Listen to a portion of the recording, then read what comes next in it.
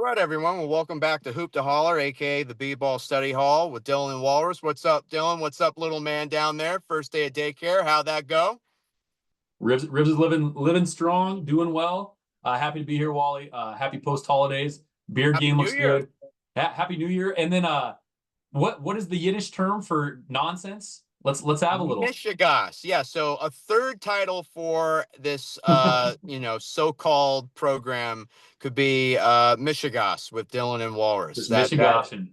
maybe more people would watch and listen, you know what I mean? Maybe we could go from 2 to 3 to 4 to 5, that would be nice. Michigan mayhem. Let's bring them in. Love it. Love it. But good to be back with you. I want to open up, dude. You were there. You remember.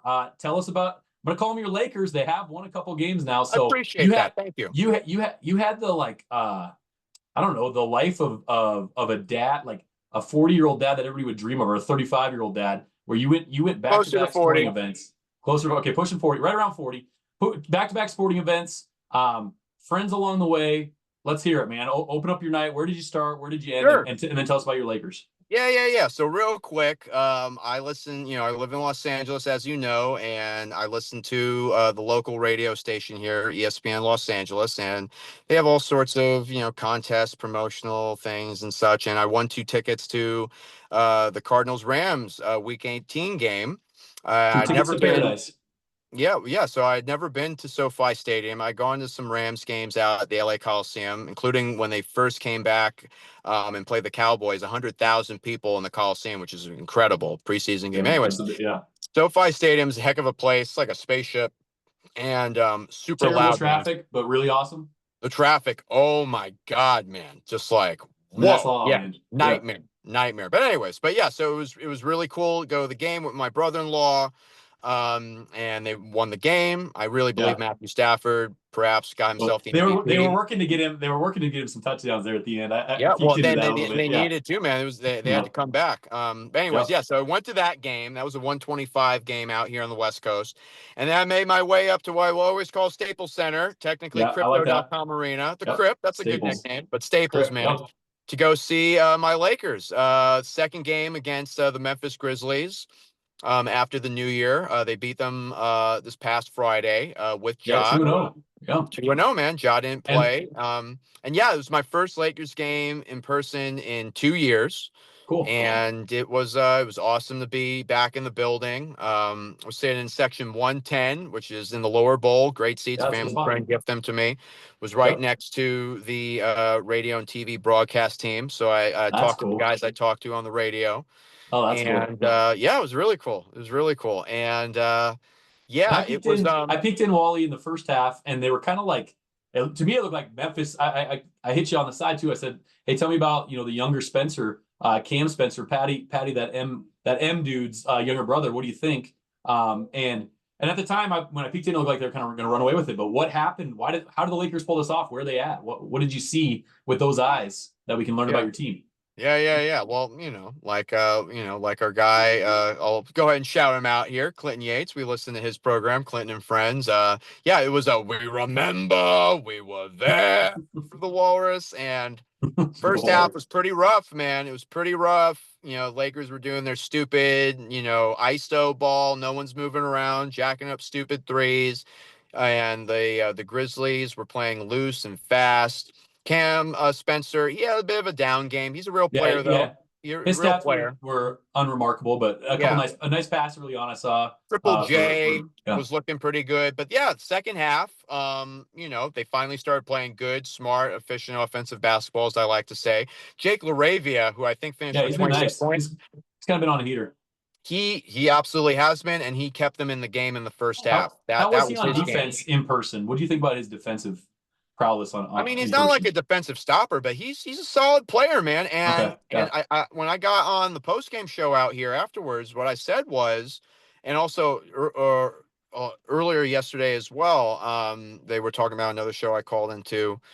the Lakers as a whole need to play like Jake LaRavia. The guy plays Mm. with energy. He always has an eye for the paint and the basket. He stays in front of his man on defense. He's a good helper on defense. He takes good rhythm, open shots. He gets to the rack. He's a good solid player. And right now with Austin Reeves out, he's kind of been that third guy Yeah, after he stepped into Luka minutes. and Yeah. LeBron, and that's not just me saying that. That's, the people out here, who call the Laker games, analyze them, and they're not, they keep it pretty real when it comes to the Lakers. Yeah.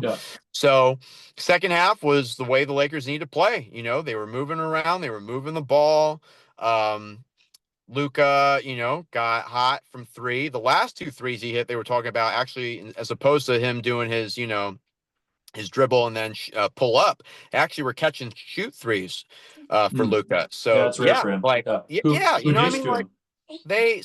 and LeBron, 41 years old, man. The dude is Yeah. just incredible. So they look pretty good, but I mean, come on, like they were playing a Grizzlies team that didn't have Yeah. Ja Morant, Yep. and then even with Ja Morant, that I mean, team, truth be told, it's been Jaws been unremarkable in terms of wins loss. Like they kind yeah. of, in some ways they almost play a little better connected ball. You could argue without him, That's which yeah, is and that's what they interesting. were Yeah, saying. yeah. I mean, Exactly. that's what I've seen in the games I've tuned in. That's what's kind of interesting about the trade pieces out there. We'll talk Trae Young a little bit later, Yep. but whether it's Jaws, Zion, Melo, maybe they're starting to play a little bit better, or Trae. They're interesting pieces, and there's a connective tissue there of what both first of all ability, and then second of all defense. What are they going to give you there? But I will say with LaRavia, when they brought him in, I didn't see him as a big piece for them. I didn't think he'd hurt them. I think he's a guy who plays hard for his contract. Um, Time will tell on that one. I think anybody can have a game or a little flow. Can it be consistent? Like that's the question. Do you trust him in playoff spots? I have never seen a Jake LaRavia playoff minute where I'm like, oh, that's a dude. I've seen a guy who I think has he's shown some played in the signs. playoffs yet. Yeah, I mean it's unproven. And so we'll see. But so they got this win. So you feel pretty good about that. How does it look without AR? That's kind of what I'm curious is like how is the flow? And then coming off did want to talk a little bit the JJ Redick call out and then Let's throwing talk the bus. about it. Like Let's yeah, talk about it, dude. So the comments that I mean, there's been a lot of comments. This guy's shooting kind of every insane ammo that it has. What I would say is like when you're saying the players like forget plays or you're kind of like questioning their intelligence, I guess. And you're saying me as a player, I wouldn't do that. First of all, as a coach myself, I never found it helpful to talk about what I did as a player. Like I don't know why at any level. A lot of times they don't want to hear that. Other than if you're like geriatric Phil going back and playing some football, maybe your football team will want to hear that when you go back. If you have that clout. But I don't think to me those always seem like they're falling upon deaf ears if you're going to those straws of like, well, I would have never done it this way. You're so frustrated you have nothing else to grasp at. However, we know JJ is he's emotional. He shows emotions borderline emotional at times. Even when he was a commentator, kind of would do that a little bit, which makes him interesting because he kind of like he speaks some truth serum. But I just don't know how that is helping. And did it look like the nice thing about being at a game, you can see the during timeout stuff, the conversation. How did it look like his voice was being heard by the players? I was kind of curious. The two things, right? First off, the Lakers without Austin Reeves, Luka and LeBron have to do Luka and LeBron things for the Lakers to win. It's just that simple. Sure. Oh. Luka is going to need to be averaging 30 points a game or more for the Lakers to have a legitimate ability to contend. Does that Wally, and all of a sudden he might be second candidate for MVP with Shea if with no Joker if he doesn't hit the threshold in Wemby. If they're in the top four, he should be. I agree. Yeah. I totally agree with you. I think the Lakers need to be in the top four in the Western Conference Finals if Luka's going to have a real shot at the MVP. Denver will fall out. Denver will fall out without Joker for the next one. So yeah. So you need Luka to do that. What are JJ's words? What are they doing for those guys? Or does it matter? But it's real quick to finish the point. So Luka and LeBron, they need to be doing their thing, and the ball needs to be moving. Other players need to be involved, like a Jake LaRavia. We'll see what Rui Hachimura can do when he gets back. DeAndre Ayton needs to be pulling down 10 rebounds a game, hopefully getting 10 or more, in points. But yeah, it's for me, the way the Lakers play is what's key. Win or lose, you got basketball is a team game. Okay. Yeah, One person cannot get it done by themselves. It's that if that was true, Wilt Chamberlain, as great as he was, would have probably at least one more, maybe, 3, 4, 5 championships as opposed to the two that he sure, won. Okay. sure. Um, JJ Redick, what are you doing, man? Saturday, they had a practice day in between the first and the second Memphis games. Yeah, his threatens. I don't even know if they were threats. Like he's talking about how they're disorganized on offense, how to what you referred to earlier, how I think he said 8 out of 12 ATOs after timeout Yeah, play calls, they weren't doing it correctly. My guy, you're the coach. yeah. This is your job. If you I mean, if they're not listening to you, you better start sounding like Tom Thibodeau, Mm, meaning you are using every ounce of your vocal abilities during the game to get sir, them rasp it to out. do what they have been preparing to do. Yeah, like that. If JJ Redick has even one more of those sorts of quotes for the rest of this season, I'm not feeling good about the Lakers, the team I I think he root for. will. I think he'll have It, another quote like that. I mean, I that kind don't of seems to be think the track record.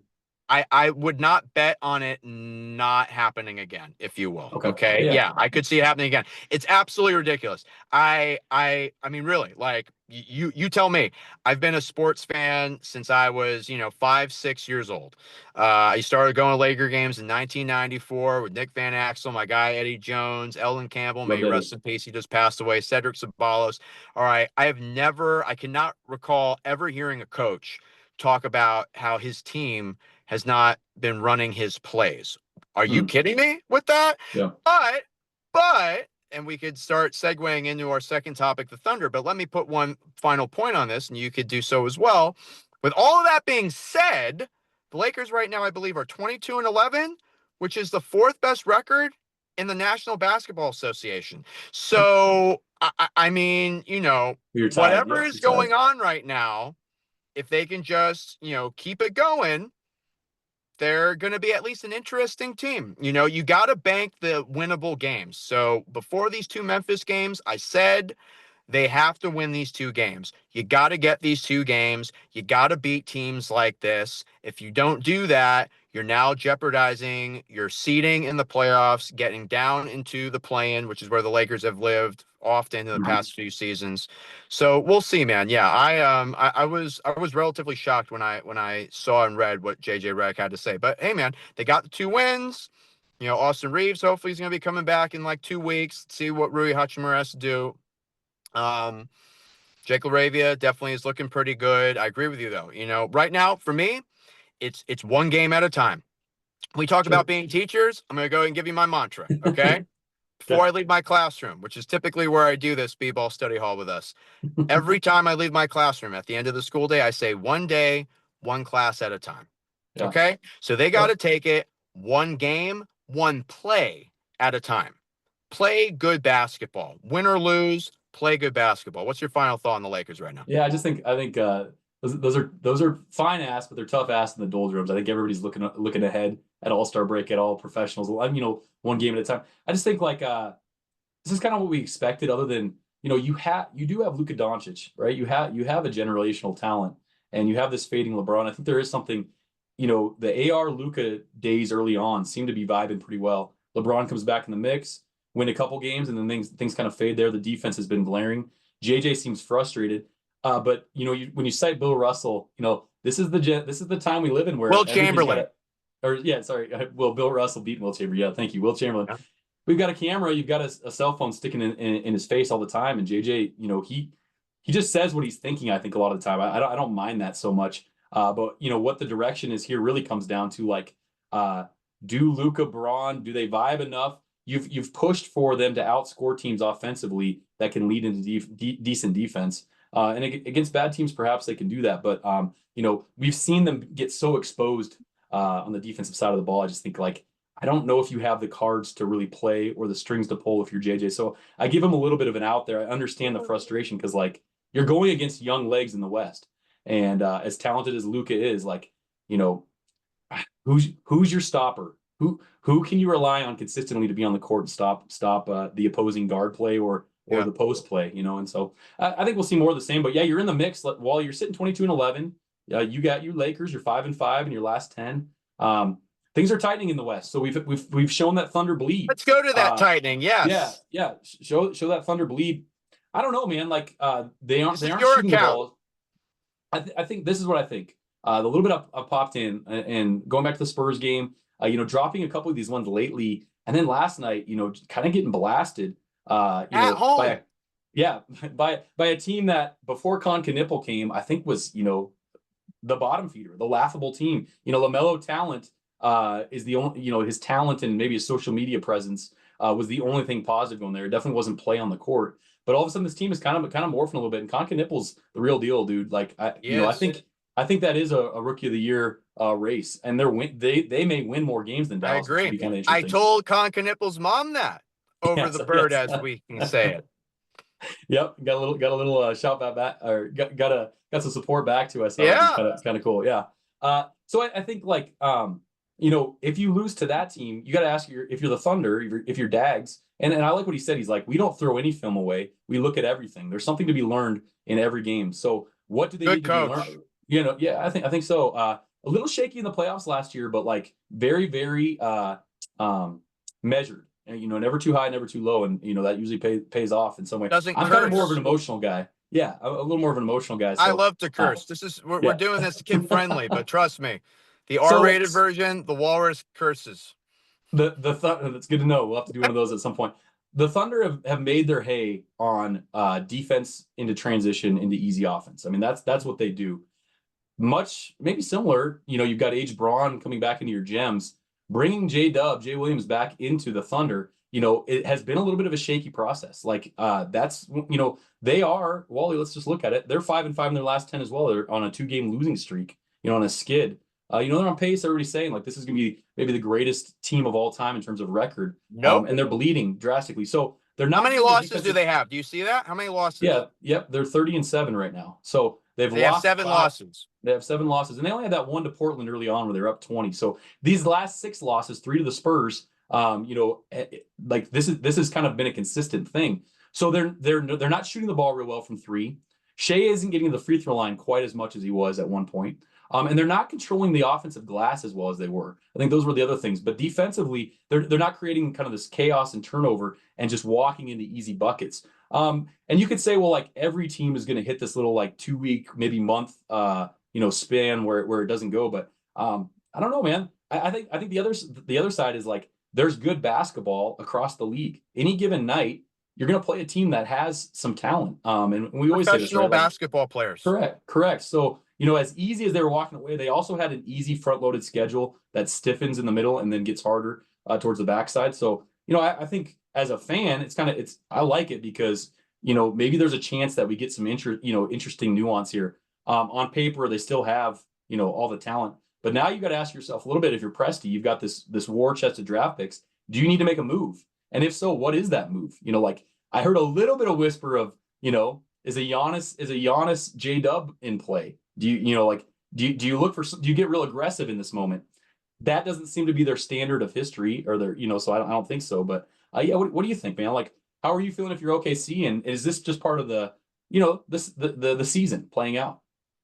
So in full disclosure, I'm starting to get my better half saying I gotta get something done for her. All right, so we'll wrap this up quick, and then I want to hit Trae Young before we do it. But real quick on the Thunder, I think right now they clearly just need to get back to how they were playing before. But I think the key is, and I saw I think a quick clip of him. Chet Holmgren needs to start taking a next step or two up. Shea can't do this by himself. He was early. Before Dub came back, Chet was the clear number 2. But I think that reinsertion thing's a real deal sometimes to kind of find your footing. It does. I think they're still fine. I think they're still the favorite. I don't think they need to make any moves. They're 4 games up on San Antonio. They're 4 games up on San Antonio. Yep. It's all still right in front of them. But yeah, you said it, dude. This is these are all professional basketball players, and particularly when it comes to the Thunder, your guy Jokic going out. That's That's a definitely bummer. advantageous for them. It's a real shame. The guy was having such a Yep. great season. Hope he comes back and you can start playing well again. But right now, I love my Lakers, but right now there's one team that is looking like they could give the Thunder a real run. I don't know, Houston as well. But Yeah, I those think so. Spurs. Yep. They've proven it 3 times. All right, so third thing before we hop off out here, Trae Sure. Young. Trae Young is Yeah. now officially on the trade block. Where do According you to think him, he right? may go? I mean, this is the question, Wally. Like, what Oh, he's organization moving. I'm telling you, he's moving. I think, made what that pretty clear. organization benefits from bringing in Trae Young? This is a negative defender. This is like the poster child for negative defense. He can pass. Like, he's led the association in assists. And I'll remind you too, it was at the Madison Square Garden when he's ice traying mid court in the playoffs, like hitting some big shots, playing some good ball. Like he did that. He did that on, I would say, kind of a fluky year, but that did happen. But he is an undersized guard. Right now, the way that things are trending, whether it's Castle, Almond, everybody has like this guard that is just a powerhouse stud on defense that can get in the lane. And Trae Brunson is the best version of a small guard that can still body up. But if you're undersized and you're slight of frame, Steph was able to like build his body and at least get hands in the passing lane and get some deflections and steals. Who wants Trae Young? I mean, that's the question I would ask back to you is like, what team benefits from bringing him in? Other than if you want to like sell some jerseys and tickets, like I've heard the Wizards kind of kicked around. To me, that's just like, I don't know, I guess like it doesn't make any difference. If you are Atlanta, of course you want to package him and send him to Milwaukee and try to bring Giannis in. I mean, that's the low hanging fruit out there. But why would Milwaukee want that? Other than at least they bring back, he's not a superstar, but an all-star that sells jerseys, I guess. What team would want him? Your Lakers were kicked around on having him before, maybe being interested before Luka. Before Luka, they're kicked around. No, I don't. No. I don't see that happening. And yeah, it's not gonna happen now. You've got Luka. You've already got a bad defending guard. Yeah. No, that just doesn't work. I have two thoughts, two final thoughts with this final topic. Two possibilities. Number one, apparently Cleveland is looking to move Darius Garland, so that just could be a swap. And when it comes I would love to hate on the Mitchell Trae Young backcourt. I would love to root against that. That is everything that I dislike in basketball. Yeah, keep going. When it comes to, I'm sorry, something happened here. When it comes to Milwaukee, no, I actually think they're going to want to add Trae Young. That's what I think is that you right think there. Will want them? I think Milwaukee needs to figure out a way to keep Giannis in Milwaukee. Oh, they want to add Trae Young and keep him with Giannis. Pair him with Giannis. Actually, pretty like that. If there is any combo, could Giannis kind of help with him defensively and then finish at the rim? Trae, puts it up there for him. But Giannis likes the ball in his hands, and so does Trae. I mean, that's the problem. I know. That's the problem. Jalen Johnson is ascending, and now you bring Trae back, and they lose. I mean, that's why he's. Yeah. It's being spun that it's his choice to want to go, but it's because Atlanta is saying like, dude, we're better without. Oh, sure. What? Jalen Johnson's that dude's name in Atlanta? He that guy can run the show. Here's a third one that just popped into my mind. If you have a disgruntled Anthony Edwards in Minnesota, maybe you send him down to Atlanta. Think about Ant in Atlanta. That would be an interesting. They're starting to win. I mean, the Timberwolves are. Yeah. I don't think that's happening. Yeah. Right now, if I had to bet, I would say it's going to be him going to Cleveland and Garland going down to Atlanta. Okay. If the money can work out. If it stays out east, that'd be okay. And I think the team that I've seen is Washington, and that just whatever. He doesn't want to. No, man. The dude wants to go to a spot where he's going to have a shot. Maybe if he goes to Washington, CJ comes to Atlanta, and CJ has a chance to play for a team that's winning basketball. Yeah, that would be cool. Get behind that. Yeah, I could get behind that. But we shall see. It's going to be interesting. A little bit arbitrary. Yeah. Anyways, man, I got to run. Always great doing this with you, man. I got you, Wally. Awesome first day at school there, little guy. And I'll see you next time, all right? All right, brother. Take care. All the best.